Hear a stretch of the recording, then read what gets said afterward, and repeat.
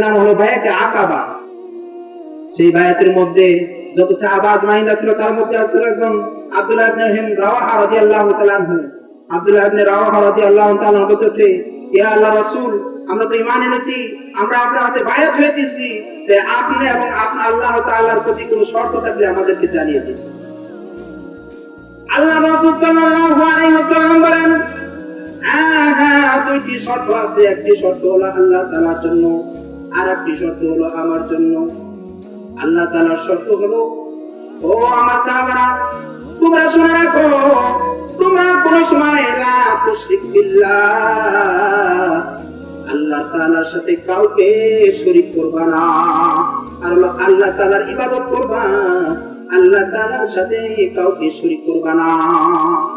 আর দ্বিতীয় শর্ত হলো, আমি নবী মুহাম্মদুর রাসূলুল্লাহ সাল্লাল্লাহু আলাইহি ওয়াসাল্লামকে এমন ভালোবাসবা এবং নিরাপত্তা দান করবা যেমন তোমরা তোমাদের পরিবারের সকল মা বোনদেরকে, তোমার জানমালদেরকে তুমি কিভাবে নিরাপত্তা রাখো, আমি মুহাম্মদুর রাসূলুল্লাহ সাল্লাল্লাহু আলাইহি ওয়াসাল্লামকে এমন নিরাপত্তায় রাখতে হবে। আল্লাহ রাসূলের শর্ত শুনে আব্দুল্লাহ ইবনে রাওয়াহা রাদিয়াল্লাহু তাআলা বললেন, ইয়া রাসূলুল্লাহ, আমরা এই শর্ত মানবো। এই শর্ত মানার ফজিলত কি? আমরা কি শর্ত, আমরা কি পাবো, আমাদের কি দিবে আল্লাহ তাআলা?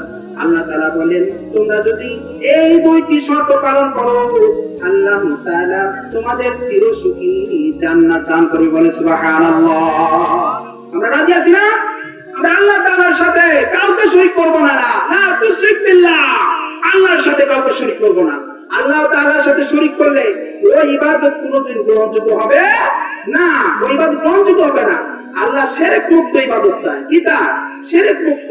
আল্লাহ তাআলা মানুষকে সবাইকে ভালোবাসে, যারা শিরক করে না তাদেরকে আল্লাহ তাআলা ভালোবাসে।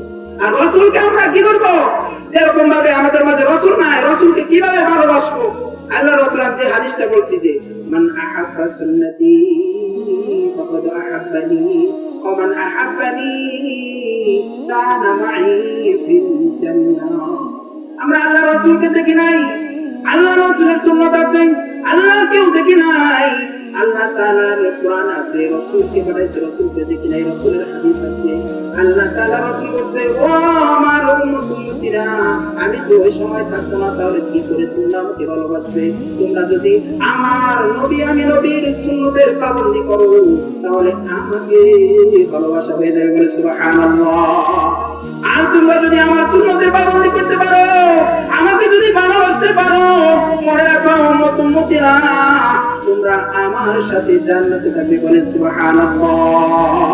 আল্লাহু আকবার। আমরা রাসূলকে ভালোবাসতে পারি, রাসূলের সুন্নাত আদায় করতে পারি না আমরা ঠিক মতো।